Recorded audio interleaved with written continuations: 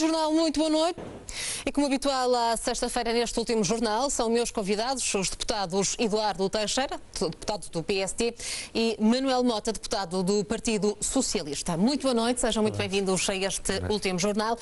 Avançamos para o comentário sobre este tema que tem marcado toda a semana, que nesta sexta-feira também muitas críticas gerou, muito deu que falar. As últimas declarações foram as de Pires de Lima, o Ministro da Economia, que veio dizer que não há mais nada para negociar. Esta noite fechou a porta às negociações com os pilotos da TAP. Sr. Deputado, que efeitos é que esta falta de entendimento com os pilotos pode ter no futuro desta empresa? Carla, antes de mais, considero, e já falamos há tempos sobre isto, que é algo incompreensível. Os pilotos são parte importante, com certeza, da empresa tão importante como é tão só a empresa mais dura que Portugal tem, mas todas as dificuldades que se tem no mercado aberto e ter como acionista o Estado. Aliás, penso que os partidos estarão de acordo em relação a isso. Eu lembro-me que quando o PS era governo, também já falamos sobre isso, defendia a privatização a 100%. Mas algo que também é preciso tirar aqui ilação. Se os pilotos querem ser acionistas da TAP, é sinal de que eles estão a favor da privatização. Isto é a primeira questão. Segunda questão, não podem defender a sua posição em detrimento de estar a poder afundar, em definitivo, uma empresa desta dimensão e desta importância estratégica. Estamos a falar de, hoje via alguém estimar os custos os prejuízos desta greve serem quase 70% do valor patrimonial da empresa, ou seja, do valor estimado que a TAP vale ser de repente consumida com 70%. Ou seja, não haverá muita mais margem. Eu penso que há alguma irresponsabilidade por parte dos pilotos em manterem uma posição sabendo que os próprios, eles são apenas uma parte dos trabalhadores daquela empresa e sabemos qual é a posição dos outros trabalhadores que até esta semana apelaram também a que não se fizesse greve. Agora, vai-se descobrindo algumas coisas. Ainda há pouco ao vir para cá me diziam que estava alguém a falar noutro canal de televisão que havia um piloto que era simultaneamente com outro nome, mas a mesma personalidade, era consultor do Sindicato dos Pilotos. Bem, e que com isto ganhava mais do que o ordenado que tirava na TAP. Há coisas que são incompreensíveis. Bem sei que um homem não faz a classe. Nem sabemos que a classe também é a posição de toda a classe. Porque os números que hoje, e de forma, aliás, muito responsável, quero aqui realçar, cerca de 70% dos voos previstos foram realizados. Sim. E cerca de 80% dos passageiros com reserva na TAP conseguiram embarcar, o que é de facto uma derrota para estas pessoas que querem manter uma posição, sabendo que pode estar em causa uma empresa desta dimensão e desta importância para Portugal, e que cada vez mais acho que é incompreensível. Mas ainda só vamos no primeiro dia, de facto os números são esses, cerca de 70% dos voos da TAP realizaram-se nesta sexta-feira, mas há mais 9 dias de greve pela frente. Deputado Manuel Mota, se esta paralisação daqui para a frente for bem sucedida, se a adesão à greve tiver as percentagens que eram esperadas pelo sindicato, estamos perante a possibilidade de termos consequências desastrosas para a TAP? Sim, antes de mais, boa noite. A questão é levantada, inclusive, pelo Presidente do Conselho de Administração da TAP, que diz que pode ser colocada em causa, inclusive, a viabilidade da própria empresa. Mas há duas notas que eu queria realçar. A primeira delas é saudar os pilotos que hoje viajaram e que tomaram a decisão de não participar nesta incompreensível greve com a dimensão que tem. Aliás, as declarações que temos vindo a ouvir são problemáticas do ponto de vista da própria organização deste sindicato. O anterior Presidente coloca em causa as razões pelas quais foram de certa forma até quebradas as negociações, o posicionamento no contexto destas mesmas negociações e o porquê, no fundo, desta greve com esta dimensão. Esta é a primeira questão. A segunda questão tem a ver com a questão da privatização da TAP. O PST repete sistematicamente a questão da dimensão da privatização, se é maioritária ou não maioritária. Há aqui duas questões que são muito relevantes e que eram fundamentais que fossem esclarecidas. A primeira é porque é que o Governo não apresenta à Assembleia da República os estudos que sustentam esta mesma privatização. Nós temos muitas dúvidas, foram vários grupos parlamentares que colocaram as questões ao Governo. O Governo não apresentou os estudos que sustentam a privatização de 66%. Portanto, nós admitimos perfeitamente uma parte da privatização, nunca do capital maioritário, porque consideramos que a TAP é, de facto, uma empresa absolutamente estratégica. Já no anterior processo de privatização da ANA, a Comissão de Acompanhamento levantou questões a nível da transparência deste processo. Ora, um governo que está a 6 meses de eleições perde legitimidade do ponto de vista político e perde ainda mais quando não transforma este processo num processo transparente. Agora, dito isto, que é importante, que é relevante do ponto de vista daquilo que é o futuro desta empresa estratégica para Portugal, reitero e clarifico que o nosso posicionamento em relação a esta greve, reconhecendo o direito legal à greve, é absolutamente contra. E, aliás, é hoje demonstrado pelo movimento dentro do próprio sindicato, por parte dos pilotos, inclusive de outros setores da própria empresa, que não é compreensível, que põe em causa tudo, no fundo. Põe em causa a viabilidade da própria empresa e a própria viabilidade, até do ponto de vista dos recursos daquilo que é uma empresa extremamente importante para Portugal. Eduardo Teixeira. Bem, lá está, os argumentos recorrentes do Partido Socialista. Aliás, queria fazer aqui uma ressalva, porque há minutos que o meu caro colega e amigo Manuel Mota fez aniversário, portanto, está de parabéns. Não um bom resto de dia de aniversário, porque já terminou meia-noite, mas um bom resto de noite com felicidade. Mas esta questão é tudo menos feliz, a questão da TAP. De facto, é um grupo de pessoas e é apenas um consultor que estão a aprisionar uma classe que hoje reagiu, apesar de tudo, como eu disse há pouco, quando se realizam 70% dos voos e 80% dos passageiros embarcam, realiza-se de certeza como eram estes números que eram esperados pelo sindicato, mas há 72 voos que não partiram. E há, de facto, um valor que ainda está por estimar, dentro destes 72 voos e dos próximos dias. Espero que amanhã não sejam 72, sejam quase zero, a bem quer da TAP, quer do país. E isto é, de facto, algo que eu queria aqui realçar. Agora, o Governo só tem que ter esta mão firme. Se há algo que o PS diz que não, que quer ver estudos e mais estudos, o PS foi governo nestes últimos anos, bem mais anos, pelo menos desde o início do século, bem mais anos do que o Partido Social Democrata, e sabe bem o que é que está aqui em cima da mesa.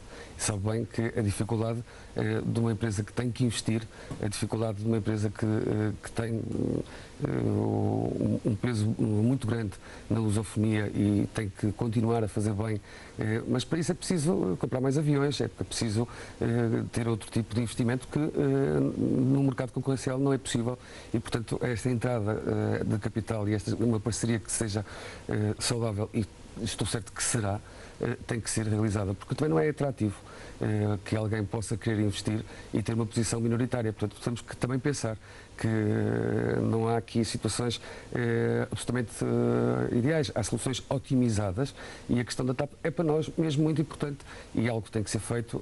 O que é de facto lamentável é uma pequena amostra de uma classe continuar a tentar falar pelo todo, quando hoje ficou bem claro que 70% dos voos, afinal de contas, e bem, arrancaram. Também é verdade que foram muitos os apelos nos últimos dias por parte do Governo, do Presidente da República, que veio apelar à consciência individual dos pilotos. Um consenso nacional. Aliás, eu vi a reportagem que o Eduardo falava, fiquei estupefacto, admito. E certamente que haverá, no seguimento desta reportagem, haverá desenvolvimentos, e não quero também fazer muitos juízos de valor, mas é assustador um conjunto de pormenores importantes que põem em causa, no fundo, aquilo que é fundamental nesta questão desta greve, que é as razões. Não é? Sim.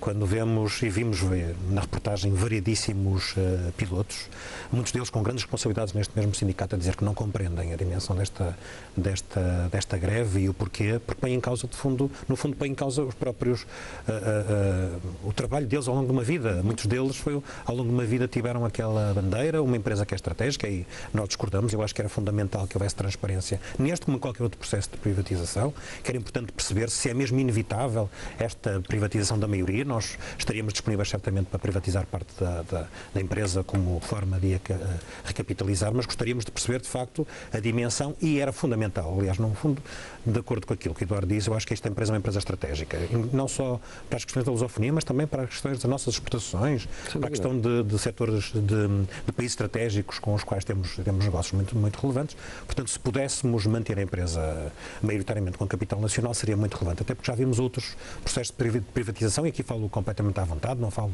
do ponto de vista político-partidário, que tínhamos a expectativa de conseguir, ou com golden share, ou com outras características, mantê-las como setores estratégicos, com algum domínio do Estado em relação a elas, e de facto perdemos perde a nossa economia, e perdemos todos com isso. Outra questão, para além da sustentabilidade da TAP, que pode estar em causa com esta paralisação, eu recordo que o Presidente da República disse mesmo que depois disto a companhia aérea poderá ter de despedir trabalhadores. Isto pode estar em causa? Pois parece-me que sim, parece-me que a dimensão deste...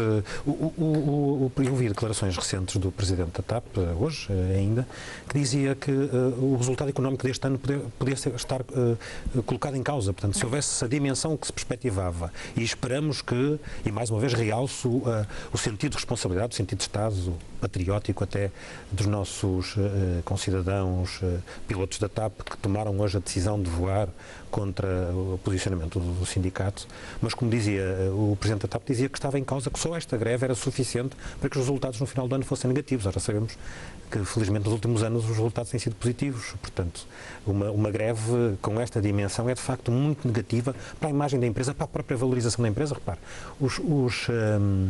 o sindicato, aparentemente, uma das propostas que apresenta é de que ficar como parte da empresa, neste processo de privatização. Ora, estão eles próprios, com esta greve, a desvalorizar um património que eles querem que seja seu. Então, há aqui uma contradição insanável, e, portanto, nós temos muitas dúvidas. Aquela reportagem, de facto, dimensionou-as ainda de uma forma relativamente assustadora, permitam-me o termo, das razões, de facto, desta mesma greve. E havendo um consenso nacional, repare, nós estamos numa democracia também, convém que haja aqui um diálogo aberto, fraterno. Aliás, os sindicatos mais envolvidos, falaremos a seguir do de maio, estamos no Dia do Trabalhador, as reivindicações dos trabalhadores que foram relevantes para conseguirem um conjunto de direitos ao longo dos tempos. Hoje os sindicatos têm uma responsabilidade maior. Em muitos dos casos são estratégicos no próprio desenvolvimento das empresas. Temos como caso maior o caso da Auto Europa. Este sindicato demonstra exatamente... E são precisamente essas... Avançamos também com este assunto para o comentário neste último jornal. Deputado Eduardo Teixeira, de norte a sul do país, como vimos nas nossas reportagens, fica o retrato de uma população cansada da política económica seguida até agora e, sobretudo, o descontentamento em relação à classe política. Bem, é verdade, se ouvirmos a CGTP falar, o descontentamento não só em relação aos políticos, espero que seja também em relação ao partido que praticamente o suporta, que é o Partido Comunista Português. Ver a reportagem hoje, ou ver a reportagem há 10 anos é quase igual. Não há aqui evolução, é tudo de ideologia profunda do Partido Comunista, e é aqui uma mudança ou uma alteração profunda em relação ao comportamento da UGT, como vimos ali o líder da UGT falar, de forma responsável, apelando aos consensos, e tem ocorrido. E, portanto, há aqui uma evolução que eu, em primeiro lugar, queria realçar. Uma evolução face ao último 1º de maio, que é uma das reivindicações que eu considero justas, que se luta, que é a questão do salário mínimo, que há a evolução que cresceu, portanto, houve um aumento do salário mínimo nacional desde o último ano, que é alguma coisa que é relevante, de facto, e é um dado que eu queria reter, mas também 2 dados que ontem tivemos conhecimento, que eu acho que é importante realçar hoje, agradecendo aos trabalhadores. Em primeiro lugar, o índice de produção industrial. O índice de produção industrial, que é muito importante para que o país, de facto, consiga crescer, fruto das políticas económicas que têm sido desenvolvidas, mas também do esforço das empresas e dos trabalhadores. Aliás, o meu grupo parlamentar, nesta última segunda-feira, em todo o país, visitou empresas para agradecer aos empresários, mas, acima de tudo, aos trabalhadores, o esforço que têm feito. Cresceu, tão só no último ano, 3,4%, o que é, de facto, muito relevante. Estamos a falar de números muito significativos e com uma expressão muito grande ao nível da exportação, criando valor e criando riqueza. E, portanto, isto deve-se não só ao Governo, não só aos empresários, mas, acima de tudo, às pessoas que trabalham. E aqui um terceiro dado que eu queria também realçar hoje, no 1º de maio, que é os últimos dados conhecidos do emprego. São, de facto, muito relevantes e os últimos dados em número de inscritos no centro de emprego já são menores que o ano de 2011, ou seja, o ano que herdamos todos uma grande carga fruto da governação socialista e, portanto, já são menos de 700 mil portugueses. Eu lembro-me bem o discurso derrotista do Partido Socialista, da CGTP, que apelava que íamos ultrapassar 1,5 milhão de pessoas desempregadas. Bem, nós neste momento temos menos pessoas inscritas que tínhamos no tempo que herdamos do Partido Socialista, que eram 706 mil pessoas. Mas há aqui um decréscimo face a 2013 de 4 pontos percentuais com criação efetiva de emprego. Bem, poderá dizer o Partido Socialista nos seus discursos, nos seus argumentos recorrentes, que isto é fruto da imigração. A imigração, já falamos, os dados que são conhecidos revelam que houve imigração antes de 2011. Há efetiva criação de emprego, fruto precisamente da conjugação destes fatores, da produção industrial que está a aumentar e está a aumentar de forma relevante e deve-se ao esforço das pessoas e aos trabalhadores, uma palavra muito especial no seu dia, porque é a eles que se deve este mérito. Nós só estamos aqui para suportar um governo, enquanto maioria, para criar condições de governabilidade a um país que, no Norte em especial, porque a maior parte das empresas exportadoras são desta região, é muito importante realçar e dizer obrigado a todos os trabalhadores de Portugal. Manuel Mota. Bem, nós estamos sistematicamente a falar sobre as mesmas coisas, com dados que não são comprováveis. O Governo esteve esta semana na Assembleia da República para falar exatamente sobre o tema do desemprego e voltou a não explicar os números. O Expresso fazia um trabalho recentemente, a CGTP referiu, os nossos estudos também o indicam que a percentagem de desemprego real em Portugal vão dar aos 20%, dos 20% a 23%. Muito acima daquilo que é avançado. Estamos a falar de cerca de 1.300.000 portugueses que estão numa situação de desemprego ou programas ocupacionais que na prática não é mais do que um desemprego encapotado. O Governo optou, talvez, por um dos maiores dramas que as gerações atuais e os trabalhadores atuais têm, que é a precariedade. A precariedade aumentou de forma muito significativa. Dava-lhe só um indicador que é sintomático. Em Portugal há 4 milhões de portugueses a descontarem para a Segurança Social no ano, mas só cerca de 3 milhões é que descontam os 12 meses. Demonstra claramente a precariedade em que estamos. Não responsabilizo na totalidade do Governo, não serei demagógico a esse ponto. Agora, considero que nestes 4 anos, de facto, o crescendo destas realidades é muito sintomático. Esta vertente de aproveitar os estágios para encapotar de forma muito significativa as questões de desemprego é absolutamente dramática para o futuro do país. Percebendo nós que as reivindicações que hoje são apresentadas são muito interessantes e muito até na linha daquilo que aconteceu no 1º de maio de 1886 em Chicago, quando a grande reivindicação era das 8 horas de trabalho, quando as pessoas trabalhavam, em alguns casos, mais de 18 horas por dia. E o que é que fica deste 1º de maio? Eu acho que é importante refletirmos um bocado sobre aquilo que é importante para o futuro do país.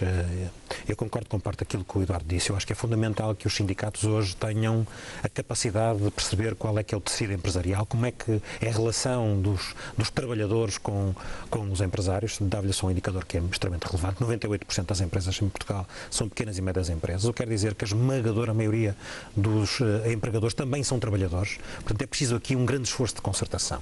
Eu não me canso de frisar aquilo que é o paradigma das relações entre sindicatos e empregadores, que é simbolizada pela Auto Europa. Eu acho que é fundamental aqui uma partilha de desafios, partilha das dificuldades naturais que acontecem hoje às empresas. Agora, isso não pode servir em nenhuma circunstância para que os direitos que os trabalhadores tinham e fazem sentido na lógica daquilo que é uma sociedade desenvolvida possam ser retirados.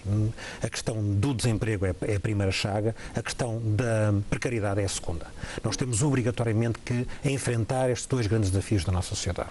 Nós lançamos uma proposta para cima da mesa, do ponto de vista económico, macroeconómico, Sim. que é a questão de baixarmos a TSU para os trabalhadores e a possibilidade também para os empresários, para aumentarmos o consumo interno, a procura interna e desta forma balançar ou dinamizar a nossa economia, criar emprego e estabilizar, estancar aquilo que é de facto o maior desafio, a maior chaga que nós temos dos últimos tempos. Portanto, este é um grande desafio que temos de seguir. Mas, paralelamente, temos também que fazer aquilo que algumas das empresas foram fazendo e muito bem, que é uma grande capacidade de internacionalização e de modernização. Este esforço paralelo, que tem sido feito ao longo dos anos. Há setores muito interessantes, o calçado e o têxtil são talvez os paradigmáticos, quando todas as teorias diziam, e muitos estudiosos, que eram setores que estavam garantidamente deitados ao abandono, não teriam nenhuma viabilidade, e os empresários foram capazes, com os trabalhadores certamente, com as universidades, de fazer investigação, de criarem mais-valias competitivas e se modernizarem. Portanto, é um bocado este outro dos nossos desafios, é encontrar setores estratégicos,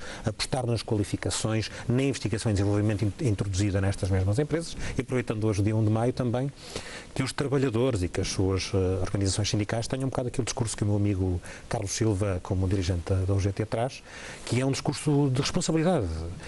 Não é fácil hoje. O que é que parece o pedido de um novo aumento do salário mínimo nacional? Eu estou de acordo. É importante que isto seja feito num contexto de concertação social, não é? Eu pessoalmente estou de acordo. Estou de acordo porque eu acho que o salário mínimo em Portugal ainda é muito frágil para aquilo... É o quinto salário mínimo mais baixo da zona euro, apesar dos recentes aumentos. Os indicadores muito recentes, a Caritas inclusive lançou esta semana, ou a semana passada, um dado absolutamente assustador de 3 milhões de portugueses no limiar da pobreza. Hoje há pessoas que trabalham, que têm o seu salário e que estão no limiar da pobreza. Um salário de 505 euros, em muitos dos casos, não retira um trabalhador do limiar da pobreza. Portanto, que tipo de sociedade é que queremos? Naturalmente, queremos uma sociedade desenvolvida com condições para quem trabalha, para todos, claramente, mas quem trabalha que tenha ainda o reconhecimento do esforço que faz. O salário médio em Portugal ronda aos 600 euros. Acho que nós podemos gradualmente evoluir para um salário desses. Claro que num contexto de concertação social, para que um aumento do salário mínimo não tenha um efeito naquilo que é a economia das empresas, que possa, em muitos casos, inviabilizar a sua própria dinâmica e, em alguns casos, ainda ter um efeito contraproducente, que é um aumento do desemprego. Eduardo Teixeira. Tem que haver uma lógica e um entendimento entre os empresários, os trabalhadores e os sindicatos. Aqui a UGT sempre teve um papel muito responsável. Mas deixe-me só, há bocado estava a ver a reportagem e vi e não pude para mim, sentir-me triste ao ver o Presidente do Partido Socialista falar dos direitos dos trabalhadores, falar do desenvolvimento da economia e lembrar-me o que se passou aqui no Norte, nos Estaleiros Navais de Viana do Castelo, quando ele era precisamente Presidente de um governo. Todos sabemos, e isso está nas conclusões da Comissão de Inquérito, foi a certidão de óbito daquela empresa e que retirou inúmeros direitos aos trabalhadores e a situação da empresa foi, a partir do momento em que os Açores não honraram um contrato, foi drástico e pôs em causa centenas de postos de trabalho. Mas queria deixar ficar só esse registro, porque custa-me imenso ver o Presidente do Partido Socialista, que tão mal fez a esta região em Viana do Castelo, falar dos direitos dos trabalhadores, e eu, que sou eleito pelo Minho e por Viana, tinha que dar esta noção. Agora, eu acho que nós temos que olhar historicamente para um país que estava na situação que todos sabemos, e não vale a pena falar novamente de como encontramos o país em 2011, mas recuar aqui 70 anos e perceber que hoje temos uma empresa, em termos de exportação, temos um país que tem uma balança comercial positiva. E isto só no último século só tinha acontecido em 1941 por causa da exportação do wolfrânio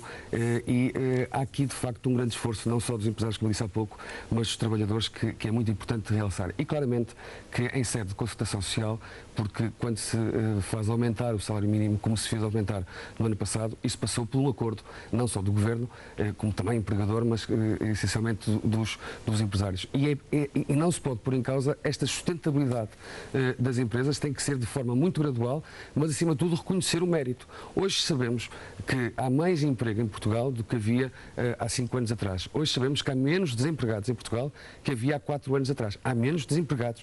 Os números são claros, são 707 contra 691 mil.